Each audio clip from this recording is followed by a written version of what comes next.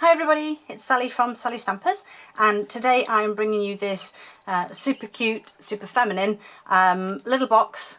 As you can see, it's been heat embossed with the white stamping powder and it contains a really cute little heart-shaped soap. I purchased these from a shop in my village. Beautiful shop, has so many gorgeous things. I just want to buy the whole shop. But I know that a lot of people do make their own soaps, and I just thought I'd like to make a box that would house a pretty soap just to make it look even better. So here's my box, and as I say, I'm going to show you how I made it. So I used Blushing Bride on my original. I'm going to use Pool Party for this one, just in case your mum, auntie, whoever you're making it for isn't a pink lady. Then I'm going to go with the Pool Party, which is obviously just a slightly softer colour in the blues. So you need a piece of cardstock that measures 5 3/4 by 5 3/4. And before you do any scoring or anything, we need to do our embossing. So I've used the Sew in Love stamp set, and I've simply used the large flower. Bear with me a second, I see my other blocks just off to one side here. Okay, so I'm going to use the flower, and I'm going to use the leaves there and the small cluster of flowers. I'm going to grab my Versamark and my embossing buddy when I can find it, hiding from me. Okay, so just simply without knocking anything over, just give your card a good wipe over. Try and touch it as little as possible once you've given it that wipe. Then I've got my Versamark, which I have recently re-inked, if you like, reverse-marked, just to give it a bit more sticky. And I'm just sticking the flowers randomly on the card, and then the same with the leaves. And luckily you can just about make out where the leaves are, so that I can then just come in with my flowers and just stick them here, there and everywhere. There's no exact science to this sort of stamping, it's literally just filling in the gaps, if you like.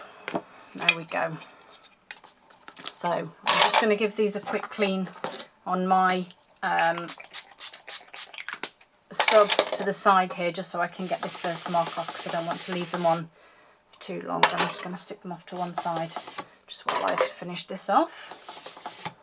Okay, so now we've done that, we need our embossing powder, and I'm just simply using the white one, which I have the lid here, Stampin' Embossing Powder White. And as you can see, I have mine in a little pot. I picked these up from my local co-op, and they were, I think, maybe £2.99 for 4 or 5, so they were ideal size, because it just fits the plastic spoons in.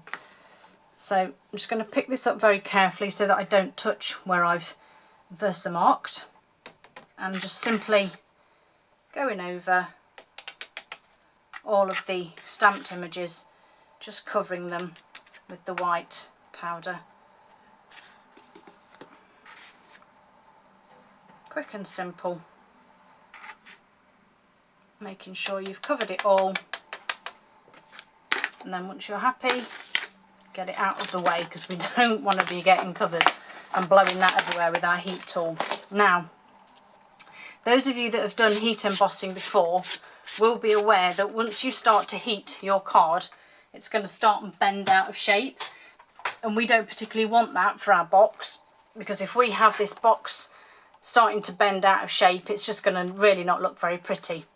So I discovered a secret little way, and I think it may have been on another tutorial on YouTube, a plastic chopping board and a couple of binder clips or bulldog clips. And as long as you're very careful where you place them, so I'm going to put one here because there's no image there, and I'm going to put another one here again where there's no image, and I've lost my heat tool. Oh no, it's there.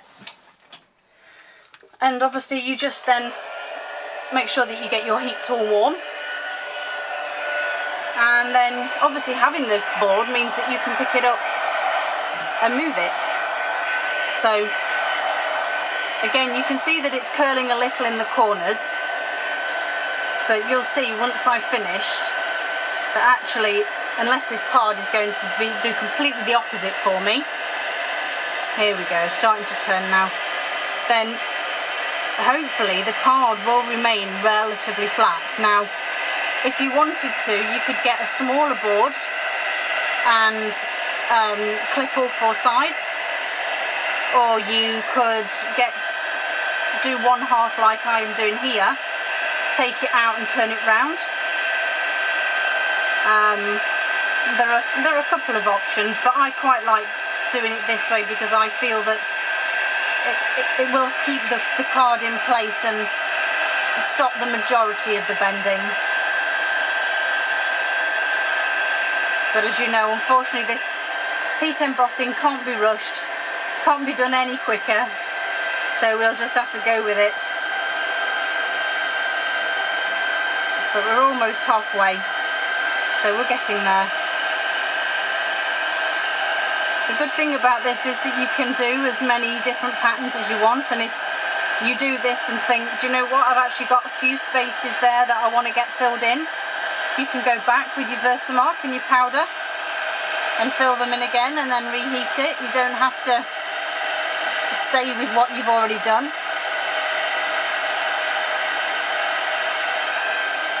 Okay, last little bit. I do know it's noisy and I do apologise,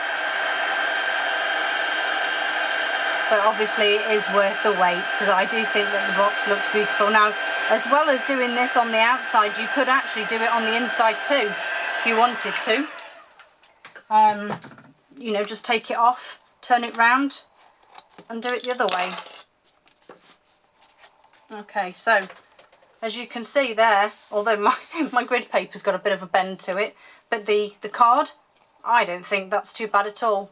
There's a small mark here where the clip's been in, but you know, that can soon be pushed out with our burnishing tool, with our bone folder. Just very gently there, give it a little press.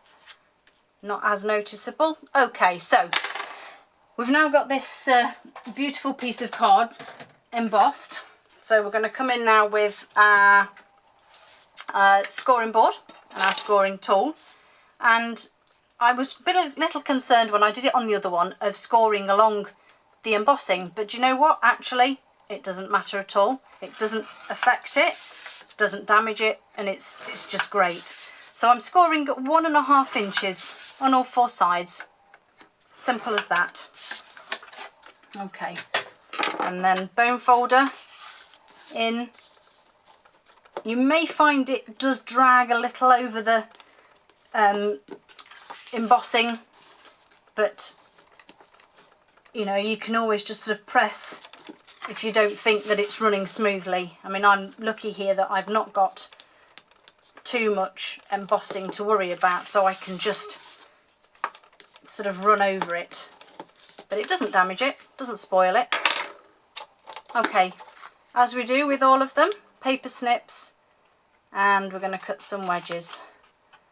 I'm going back to the traditional way, if you like, of doing the two on the same side, simply because I want to have a tidy front and a tidy back to my box.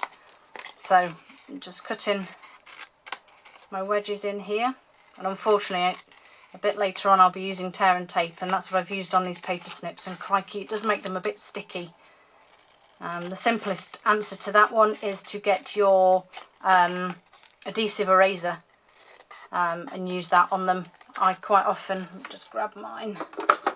It's a bit gunky, I'm afraid, but I generally just get mine and I just very quickly give it a rub like this and it's amazing. Within seconds, as you can see, my scissors are now clean, ready to go again. Brilliant. Okay, so we've done all of that. Let's get our fast fuse and stick this base together. So as I always do, just using my fast fuse on my cardboard bases. You might find that it pulls a little. I don't know if you can see that there. It's pulled. I think that's to do with the embossing. It doesn't seem to affect it because obviously it's on the tab, and we're just going to tuck them away. You will need to trim a little bit off the end of one of them because as you put them together they will just meet inside. So if you just trim one, then you should be able to fit them both in fairly easily. Beautiful. So there's my base. I'm just going to pop my soap inside. Pretty beautiful. And these soaps I roughly measured to be 3 by 3. So that's how I've sort of estimated the base of my box, and obviously then I've measured the depth, which was 1 3/4, and that's how deep the sides are. So we'll put that to one side so that we can make our lid. Now I've used a piece of window sheet here. You can use the pattern sort, the foil designer acetate. I did try this one, but I did find that the silver does crack a little and it can look a little bit unsightly. So I went back, in fact let me see if I've got it in my bin and then I can show you. Yes, although it was a bit of a starter, as you can see I made a bit of a mess playing around, but it did sort of crack. I don't know if you can see that very well, but it did crack the silver, and I just didn't think it looked as nice. I mean, I can show you how it does look, and you could leave it at that if you wanted, but I prefer to use just a plain window sheet and then decorate my box as I want to. So my window sheet measures 1 3/4 by 1 3/4, and I'm going to measure, I'm going to score at 1 inch all the way round. But obviously before I do all of that, I'm going to pop my shim in there. Now when I do my scoring on a window sheet, I use the thinner end of my scoring tool and I go down 3 times just to reinforce that line. And you will see that when I come to fold it up, even doing that, you actually can't really see the lines that well. So I just do 3 times at 1 inch all the way round with my little shim in the side there. Okay, so we've done that, and we then need our bone folder. Now obviously you can see those score lines quite easily, and I generally find it easier to find the centre, pop it down, line your edges up, then burnish. It just means you're going to get a straight line, and then back again to the next one. Ensure that your edges are lined, and then you just work your way around doing the same process. You do need to have quite strong hands doing this because this acetate's not too forgiving, but once you get it going where you want it to, it generally does what you want. There we go. So back in again with our paper snips. Oh dear, I think it's time for a coffee or a tea, as I don't generally drink coffee.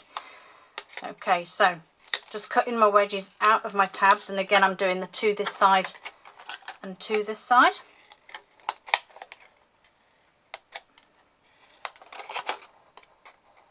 And as I mentioned earlier, I actually use tear and tape for my boxes. So grab my tear and tape, and I literally put 2 small pieces on each tab.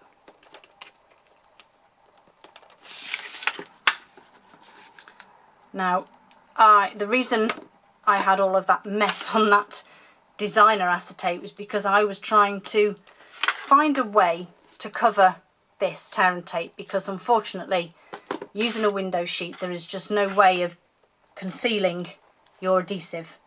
It's a clear see-through product, so you know you really can't hide it no matter how good you try. So I did try putting a piece of card around the edge, but you know, that just didn't look very pretty either. So I stuck with what I'll show you I did in a moment. So a couple of pieces, I've just got a little, well, it's actually an old candle. My mother-in-law brought me a beautiful smelling candle, and that's now my tabletop pot. So reinforce your fold there, because it will have sort of bounced out if you like. Line it up. And the same with this bottom one here. Reinforce it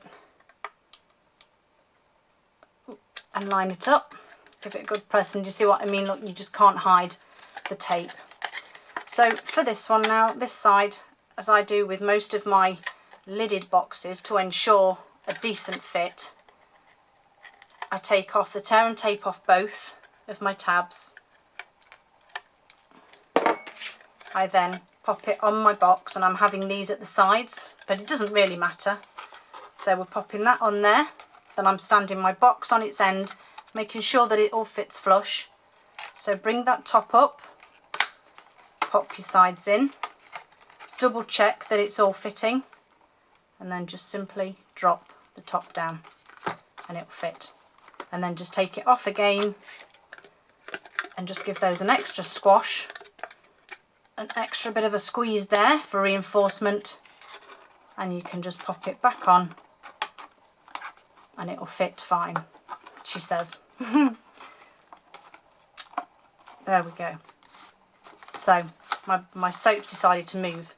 Okay, so I decorated the sides with a doily, the delicate white doilies. You can use the the ones that are in the spring summer catalogue, the lace doilies. I'm using the delicate white doilies. Obviously, as you can see, one's white, one's vanilla. Again, it will all depend on what colours you're using, what colours your soap is, I guess. But quite simply, I grabbed one of my doilies, which again is easier said than done because they all stick together. And I actually need two. So I've got two of those ones. And I simply put it onto the side of my box. As you can see, there's a bit of a pattern repeat here. So I simply got to where I wanted the larger bit at the bottom, just so that it's enough that it's not sitting over the bottom, and trimmed along the top. And once I'd got that size, I simply turn the doily round, put the second one underneath as well, and trimmed. And obviously when you take it off, you will get a neater line. So there's three, oops, and then just one more for my last one. Just go in there. And these are just a fraction longer. So what I then did was just cut off that extra bit on the ends. So there's just a sort of a half of a pattern hanging off there, and I just cut them all off just to straighten that edge off a little bit. And then you can either use tear and tape again or snail. I did use snail, and I found that it did actually pull, pull the doily.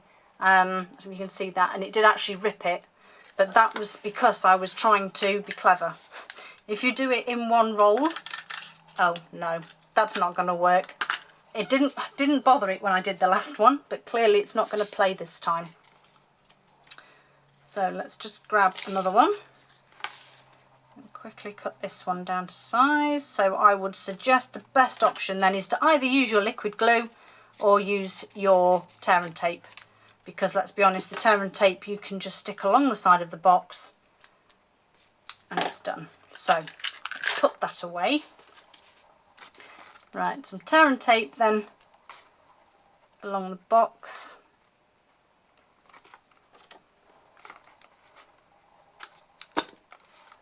And you do this on all four sides.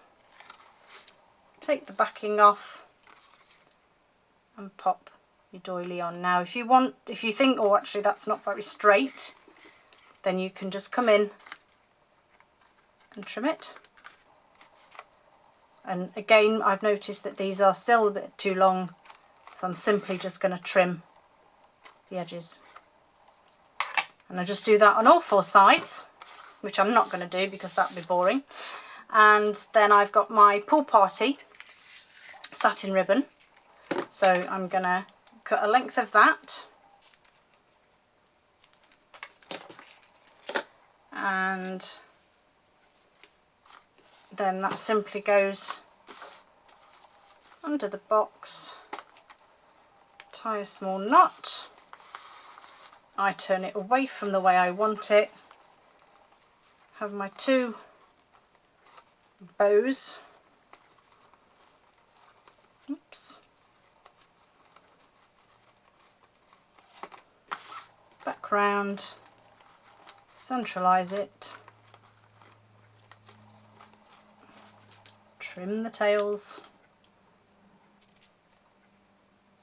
Oops. It's because I've got tear and tape on these scissors. If they're not clean, they really do pull at the ribbon.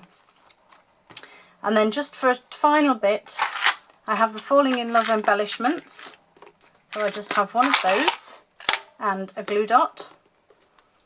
And I simply stick it on and put it on the centre there. And then I get my pool party cardstock, my pansy punch, punch out a pansy, and I didn't get my ink out, but give me a second, my pool party ink. Then I'm going to grab back to my Sew in Love, I'll put that one away, and that one away, and I'm just going to grab my Just For You, which fits perfectly in this pansy punch. If you just centre it on the leaves. I added metallic enamel shape, just a little heart at the top there. And I think because this one's stamped slightly higher, put a couple of dots down here, just so it doesn't look so plain. And then another enamel dot, another glue dot just on the back there, and I think I'll pop this one that size. And there we have it, two really cute decorated boxes with handmade soaps, perfect for mothers or anybody that you want to give a gift to. As you can see, really pretty with the little doilies on, and I think ideal, especially if you make your own soaps. All the details for everything that I've used are on my blog, and all the sizes. All the products that I've used will be available to buy. You can just click on the link at the bottom. Thank you for joining me, guys. Hope you have fun making your own soaps and all boxes to go with them.